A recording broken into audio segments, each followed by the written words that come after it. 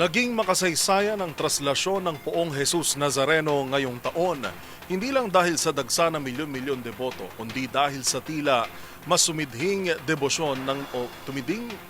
debosyon ng mga Pilipino. Ito man ay aksidenteng nahanap, minana o niregalo sa kapwa, iba't ibang kwento ang lumutang sa naging ruta ng Nazareno.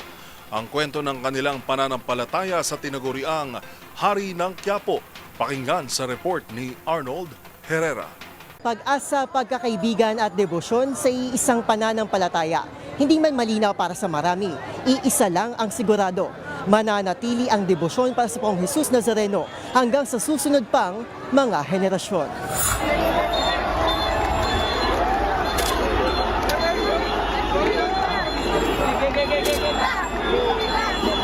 Buwis buhay na girian at gitgitan para lang makalapit at mahaplos ang mapaghimalang hari ng Quiapo.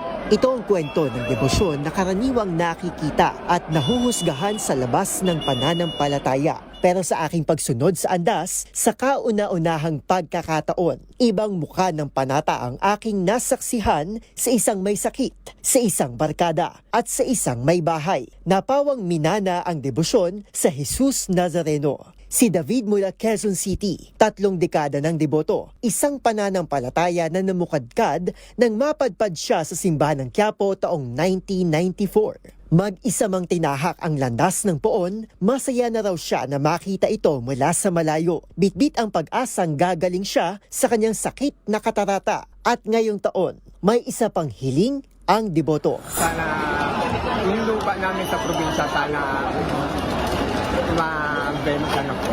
Kung si David ay aksidenteng nasumpungan ng debosyon sa Nazareno, ang barkada ni Yuki at Lorenzo mula Maynila, namana raw ito sa kanilang mga magulang.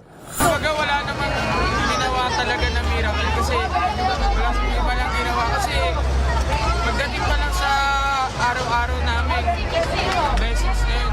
Sa katunayan, hindi naman daw sa malalaking himala na kayakap ang kanilang pananampalataya at pasasalamat sa poon kundi sa maliliit na milagro ng kanilang buhay. Sa kasagsagan din ng pagsunod ko sa andas ng Nazareno, nakilala at pinatuloy ako ng pamilya Cando sa kanilang munting tahanan sa Arlegui. Dito ko nakilala ang ilaw ng tahanan na si Lisa, human rights advocate, at dating kagawad sa Maynila na nagpapakaridad.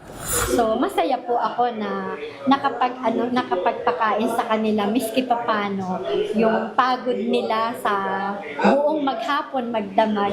Napakasaya ko na po noon. At saka po yung may pumunta ditong mga tao, hindi ko man kilala personal kagaya ninyo, pero alam ko mabubuting tao kayo. Welcome na welcome po. Hindi lang po ngayon, kahit po yearly magpunta dito. Okay po yun. Maliban sa akin, binuksan din ng pamilya Cando ang kanilang tahanan sa 11 pusa na inabandona at pinabayaang magpalaboy-laboy sa kalsada. Hindi man daw siya katulad ng ibang deboto gaya ng kanyang anak na sumasampa noon sa andas tuwing traslasyon, sa simpleng karidad ay nakapagbibigay na raw siya pabalik sa Poong Nazareno. Bagaman nga at hindi po ako yung sinasabi na sumasampa, sumasama sa parada at naghahaplos ng ano. Pero sa puso namin, higit pa doon. Iba't iba man ang mukha ng kanilang debosyon, isang panibagong dasal ang nadagdag sa kanilang panata. Isang malinis at maunlad na Pilipinas. Mula rito sa Quiapo sa Maynila para sa MBC TV Network News, ito si Arnold Herrera ng DZRH TV. Una sa Pilipinas, una sa Pilipino.